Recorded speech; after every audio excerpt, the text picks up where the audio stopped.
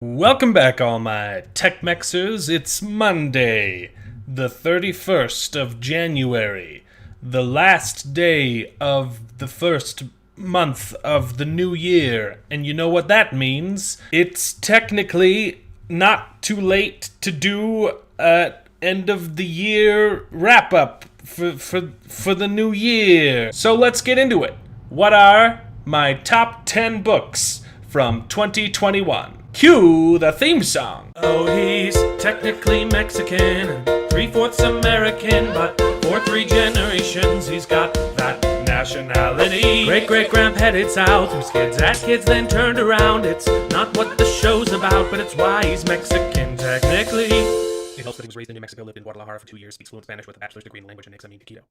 So, just to make sure no one is misled by the title, these are my favorite books that I read in the year 2021, not my favorite book releases of 2021. I don't think any of these books were released in that year, because I'm slow. Why is that, you ask? Because I have dyslexia.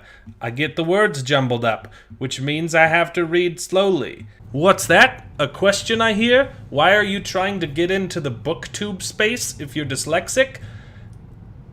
Because I like books. Also, because I discovered audiobooks. And that way, I don't have to actually do the reading. I can still kind of technically read books. It counts, okay? Don't judge me. I'm doing my best. Now, I do still occasionally read physical copies of books because I like doing it, but the majority of my book consumption is through audiobooks now because it's manageable. So, disclaimer part deuce. I honestly can't remember which of these books I actually got to in 2021. A lot of them may have been read in 2020, but because the last 2 years kind of just blend together, I'm gonna just count it as 1 year. Also, I didn't have a YouTube channel in 2020, so I wasn't exactly keeping track. So, this is my very loose top 10 books of 2021. Swooping right in at number 10. Number 10 being my least most favorite, and number 1 being my most favorite. We've got Brandon Sanderson's Rhythm of War. How good is the book? I don't actually know. I didn't finish it. I read the first chapter and it was good, and then I quit my job to start doing YouTube, and my life got kind of busy and I kind of had to put books on the back burner. But I did start reading it in 2021, and I needed to have 10 books so that the title could be clickbaity. Moving right along, flopping right on down, in number 9, we have 2 books in the Banned series by Nicholas Eames. The first book, Kings of the Wild, and the second book, Bloody Rose. See, I was cheating by including Rhythm of War, but also I'm including entire series on this list. That's more than one book, technically, okay? But people click on videos if they say top 10. So, The Banned by Nicholas Eames. This makes the list because it is a good series. Why it's the lowest on the list, apart from the books I didn't actually finish, is because I did not love the sequel. I think the first book, Kings of the Wild, is absolutely fantastic.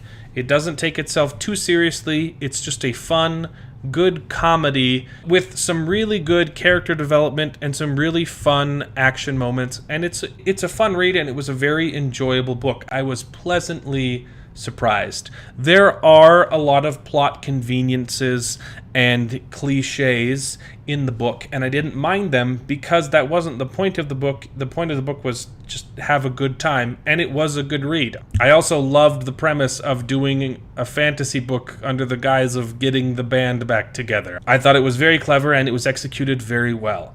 Now, the problem for me with the series is the sequel, Bloody Rose.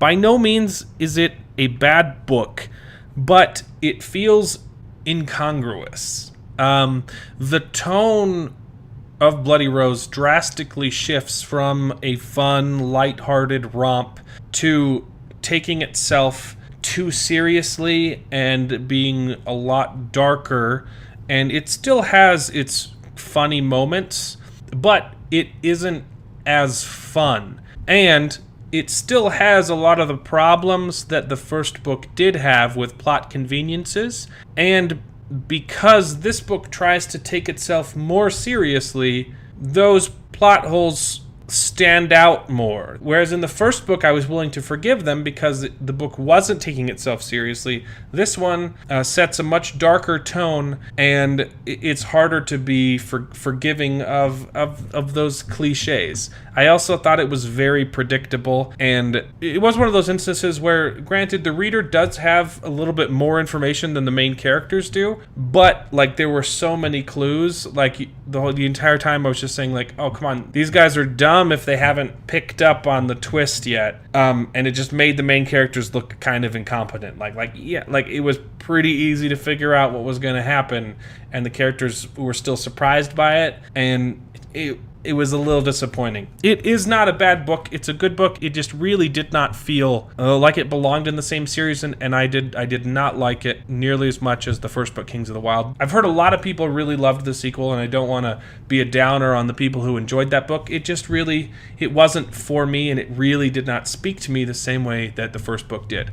But I still highly recommend the series, The Band by Nicholas Eames. I still enjoyed myself reading both books. Swinging right in at number 8, we got A Breach of Peace by Daniel B. Greene. He's some YouTuber you probably never heard of. Breach of Peace. It's a real thick book. It's pretty good. I think the best part about this book is how inspiring it is to authors, and how good of a testament it is to the self-publishing world.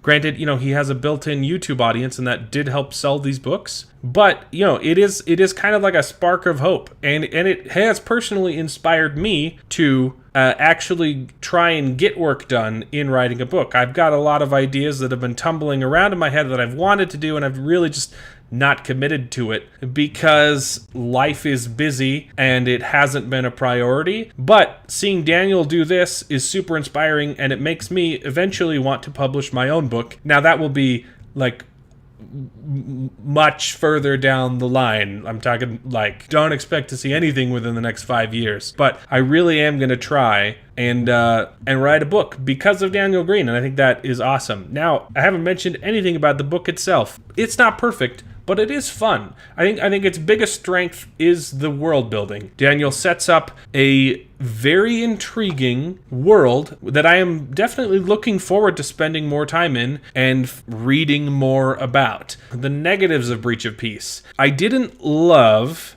that it sets itself up as a murder mystery, and I was looking forward to following the investigation, but halfway through the book, the answer is kind of just gifted to the main character and dropped on their lap, which I do have to concede did give the book a good twist and an unexpected turn halfway through. I was just really looking forward to following the investigation, and you don't get that in the book.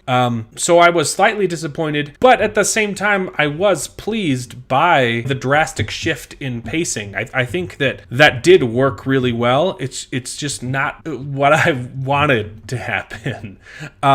It is a very impressive, first book and super inspiring. So read Breach of Peace. It's really good.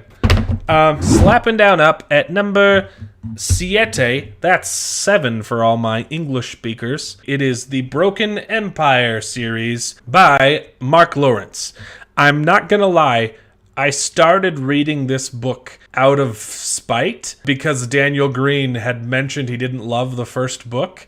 And I'm like, I'm going to read all 3 of them, baby. And I'm really glad that I did. This series does have a lot of very valid criticism. The first book is hard to get through because it's told in first person, and the main character is not a good person, and it can be very uncomfortable to be in his head. That being said, I really enjoyed this series. You got Prince of Thorns, King of Thorns, and Emperor of Thorns. The first book, once you get about halfway through, it really starts to pick up for me, and I got more into it, and I kind of understood where it was going. But then book 2, King of Thorns, literally blew my mind. It had the craziest, most impressive structure of any book I've ever read.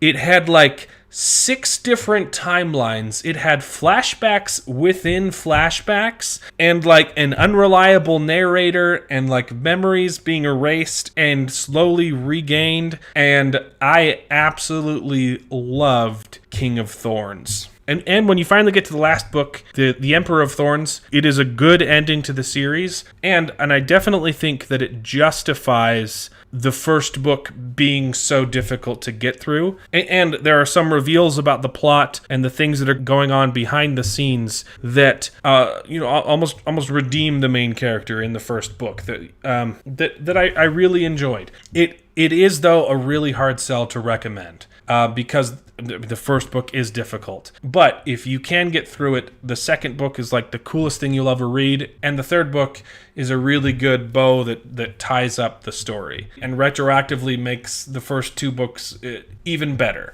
So, that's Broken Empire by Mark Lawrence. It was pretty fun. And popping on down to my 6th favorite book that I read in 2021. We got The Lord of the Rings by J. Edgar Hoover. You got The Fellowship of the Boys, The Twin Towers, and The King of the Return. Now, a lot of people reread The Lord of the Rings every year, and it makes it on their top 10 every year. That is not the case here, buddy. This was my first time reading these books. I've seen the extended editions of the movies about 80 times, but this was the first time I read the books. And if you haven't read the books, you gotta do it eventually. The books make the movies even better, and the movies make the books even better. They don't have to be your favorite books, but you have to read them. I enjoyed it a lot. The books really are timeless. There's a reason why Tolkien is considered the best of the best. I personally enjoy the experience of the movies a bit better, but these books are so good. And everyone says they're good for good reason. Good job, Percy Jackson, for inspiring the nation's youth. Flooping on doop to number 5, we've got The Eye of the World by Robert Jordan. This is the first book on my top 10 list that was a reread. It's my second time going through the series. The first time I did audiobooks, the second time I'm doing in-person learning. And I love this series. I really enjoyed my first time going through the Wheel of Time books, but I gotta say the reread is even better because there is a ton of foreshadowing in this series and crazy stuff that on reread, you just realize Robert Jordan had so much stuff planned from the very beginning. He didn't have all the details, but he knew what he was doing from the start, and it's incredible. It's only a number 5 for me because The Eye of the World isn't the strongest book in the series, but the series is one of my favorites, so it's still number 5. And then we got number 4, an unprecedented repeat author appearing on my top 10 list. We have the entire series of The Book of the Ancestor by Mark Lawrence once again. I also read this series because of Daniel Greene. He said he hated Broken Empire, but he loved the Book of the Ancestor. So I started with the one he hated, and then I finished with the one he liked. I gotta say, they're both good. Book of the Ancestor is better. It's his more recent series, and you really can see how Mark Lawrence has grown as an author. I really enjoyed these books. They offered a really great blend of fantasy and sci-fi, which you don't get a whole lot. There are a lot of cases of fantasy series that take place in a post-apocalyptic world, it used to be the future and now it's a fantasy series like The Eye of the World or the Shannara series. And this series falls in that same vein along with The Broken Empire by Mark Lawrence. But this is a more uniform cohesion. There are a lot more sci-fi elements in this book integrated in with the magic system of the fantasy. And the magic is influenced by the science, and it's super cool. It's still that post-apocalyptic setting, so you have a lot of secrets lost from the past, but it's integrated really well, and it was just a really good time. And the main character is written extremely well, and a bunch of the ancillary characters are also just written really well. Very Very easy to invest into this world. I had a fun time in it. I know there's another trilogy that takes place in the same world, and I haven't gotten to that one yet. I'll get to it eventually. Smapping on up to number 3, we got a second reread of the year 2021. This is Warbreaker by Brandon Sanderson. Number 3 on my list. This book is fantastic. It is not Brandon Sanderson's best work ever. It is, however, my personal favorite Brandon Sanderson book and one of my favorite books of all time. This is the book that got me back into reading. I used to read all the time when I was a kid, even though I had dyslexia. I read Ender's Game about 40 times, and my first read through of that book was in elementary school. I loved it so much, I would push past my dyslexia just to experience that awesome story. And then I got into high school, and they started making me read really dumb and very gross books with graphic sexual content that I just was not interested in at that age, and I stopped reading entirely. I started reading all Spark Notes, all Cliff Notes, and that went on through college. I often wouldn't even read my textbooks in college, which is probably why it took me so long to graduate. But I did it, okay? I did read all of Don Quixote in Spanish, so don't judge me, okay? I did a good thing. Anyway, high school ruined reading for me, but I had a friend recommend Brandon Sanderson in college, and I read this one first, and then I remembered, oh yeah, reading is good, and then I read all of Brandon Sanderson's books, and then when I discovered audiobooks, I just started consuming books left and right. But I attribute this book to my rekindled, passionate love of reading fantasy and sci-fi. I don't really read anything else because nonfiction is for pricks, and I like reading fantasy. Sue me, baby! Warbreaker gets better every time you read it. I think this was like number 5 for me. It's a great book. It's number 3 on my list. And we're slowing it on down to number 2 on my list.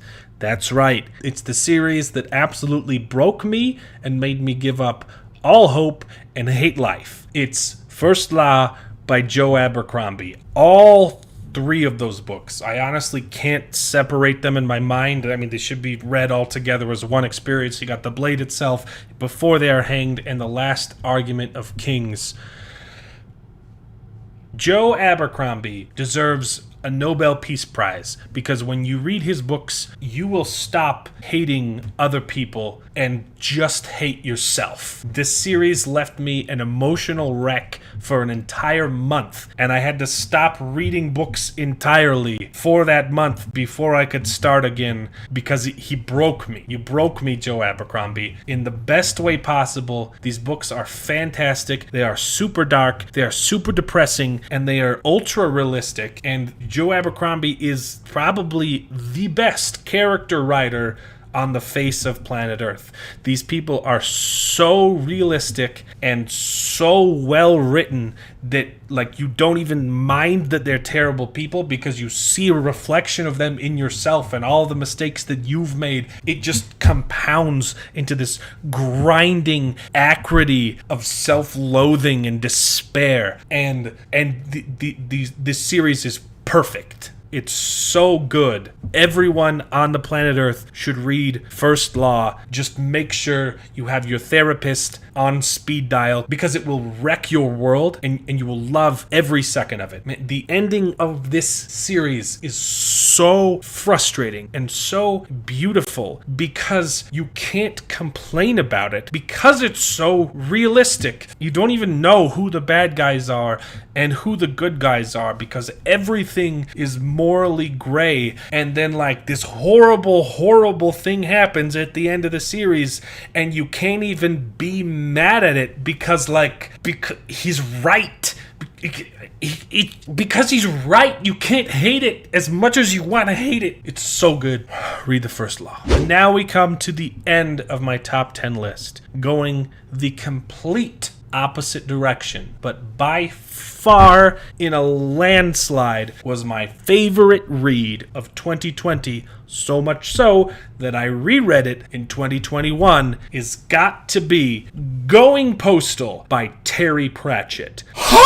The Discworld world is awesome, and I cannot wait to read more books in the series. I had already read The Color of Magic before this book, and I enjoyed it. It's definitely not where you should start if you're getting into Terry Pratchett. It's not a bad book. It's not his best work. If you want to know where to start with Going Postal. I love this book so much, I wouldn't stop talking about it with my friend who doesn't read books. And I got him to read it. He loved it so much. I think he's read it like 8 times now. And now he's read more Terry Pratchett than I have. And he's fallen down the rabbit hole. This guy doesn't read books, okay? And I got him to read Going Postal. And he went nuts. He went absolutely crazy. Going Postal is hilarious. I laughed so hard reading these books. And this was the kind of guttural, uncontrollable, from the bottom of your soul laugh. The kind of laugh where you have to put the book down and catch your breath for like 10 minutes before you start up again. This isn't the kind of fake audience clapter that you get from The Big Bang Theory. This is the kind of comedy that comes from genuine creativity and taking an idea to its extreme in the most satisfying and hilarious way possible. Terry Pratchett's characters are amazing. He is like the opposite of Joe Abercrombie. His characters are beautifully written and optimistic and also tragic and flawed and extremely believable, and you just want them to be happy. Going Postal, though, is not just a comedy. It has some of the coolest stuff I've ever seen done with magic ever, and all I read is fantasy books, okay? The imagination on Terry Pratchett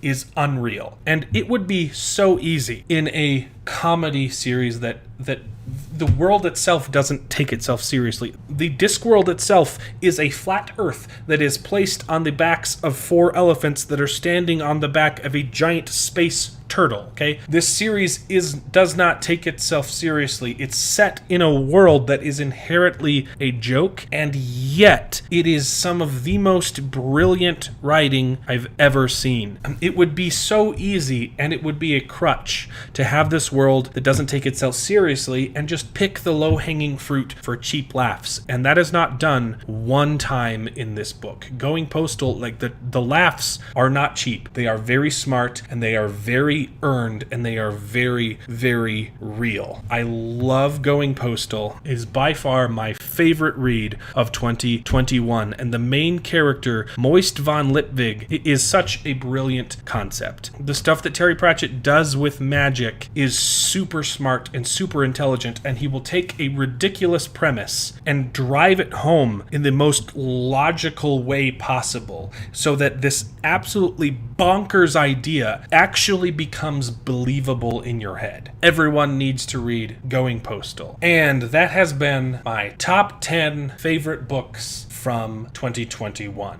What are the honorable mentions, I hear someone ask? There aren't any. I only read 10 books. I didn't have to leave a single book off of this list because that is the entirety of all of the books that I read in the last 2 years. And there honestly wasn't a bad batch in the lot of them. I would highly recommend any of these books that I mentioned on this list. Some of them may not be for everyone, but there's guaranteed to be a couple on this list that just about anyone could enjoy. And before we wrap this video up, I want to quickly list off the books that I'm most excited for in 2022. I probably won't get the same number read in the next coming year because that was kind of 2 years squished together, but also because I have less time to read now. I still do have some free time to read, but I am doing YouTube full time, which means I'm no longer driving to my job, which was a good, 2 hours commute every day, and that's when I would listen to audiobooks. I was guaranteed 2 hours a day of reading. And that's how I got through so many. I don't have that anymore, so I need to actually schedule out time in my schedule for reading, and it's a little bit harder, but I'm really going to try because I'm trying to be a booktuber now. I'm going to try and dedicate a lot of this year to reading new books and talking about them on the interweb nets. So, what am I most excited for? I got another top 10 list, baby. Coming in at number 10, we have the Rhythm of War again. I want to finish it and not just read the first chapter. I'll get to it eventually. Why is it number 10 on the list? If I'm being realistic, I might not get to it this year, but I will get to it soon because number 5 is going to be out, and that's like the first arc of the Stormlight Archive. I'm going to read it eventually, okay, guys? Just give me a break. Number 9, we've got the Wax and Wayne Book 4. Not this one, the one that's being edited right now. I'm pretty sure Brandon said it's going to be released this year, so I will be reading it soon. It's probably going to be released closer to the end of the year, so will I get to it in 2022? God only knows, and that's why it's sitting pretty at number 9. Number 8, final mention of Brandon Sanderson in this video. I've been planning on reading Legion for a long time. I have it in both audiobook and physical book form, and I just haven't done it yet, but I've heard it's great, and I want to do it because I like me some Mixando, and it seems like a really cool premise. It's not a super high priority. It's down at number 8, but I really think that I will get to this in 2022. Number 7, Speaker for the Dead. Like I said, I've read Ender's Game honestly more times than I can count. I love this book, and this isn't even my original copy because that got absolutely destroyed from me reading it too much. I, however, never got further in the series. I did read Ender's Shadow about 3 times, and I really enjoy it because it's just more of Ender's Game, but from a different perspective. Really cool books, but I never got deeper than these 2, and I do eventually want to finish both Ender's story and the Bean story, the Shadow story, so the next one on my list is Speaker for the Dead. And these are kind of shorter books, if I'm being honest. This is a lot easier to digest than that thick boy Rhythm of War. Number 6 on my TBR, Foundation by Isaac Asimov. He's the father of sci-fi. It's a classic book. I have to read it eventually, and I want to get to it in this year. Not a whole lot to talk about. I have not watched the TV show. I've heard it's kind of an abomination, but I might get around to watching that eventually too. We'll see. Gonna read the book first, for sure. Sitting pretty at number 5, we've got Rebels Creed. Daniel B. Greene. It's the follow-up to Breach of Peace. I really like the world he set up, and I'm looking forward to reading this one. Just haven't gotten to it yet. And number 4 of my TBR, The Hobbit. I haven't read this yet either, and I probably should do that. You know, it's one of those homework books. You really can't say you're a fantasy nerd if you haven't read it, and I haven't. I'm gonna read it. I'm gonna read The Hobbit. Okay. And number 3, we got The Great Hunt by Robert Jordan. This will be a reread, but I have to read the second book before the second season of the show comes out at the end of the year. So that's just a given. It's a high priority. This for sure is gonna get done this year. Sitting at number 2, we've got Making Money and Raising Steam by Terry Pratchett. These are the 2 continuations of Moist von Litvik's story from Going Postal, and I love the character so much. I've got to read those next 2 books, and I have not done it yet, and that will most definitely happen this year. That's probably the next book I'm going to start. That's probably the next book I'm going to read, like right now. And we're wrapping the list up of my TBR for 2022. On the top of the list with number 1, we've got Doors of Stone by Pathrick Rothfuss. Don't make me a liar, Patty. I want to read your book this year. Well, and that's it. Those are my top 10 most anticipated books of 2022. Let me know if you have any other recommendations, though I can't guarantee I'll get to them anytime soon because I have quite a long list of books I'd like to read in the future. But thanks for tuning into this video. I had a fun time recording it. Please hit like and subscribe so you can follow my journey, and I've got a lot of things to say about books in the future. Looking forward to 2022. Hope it's better than the last 2 years. Bye!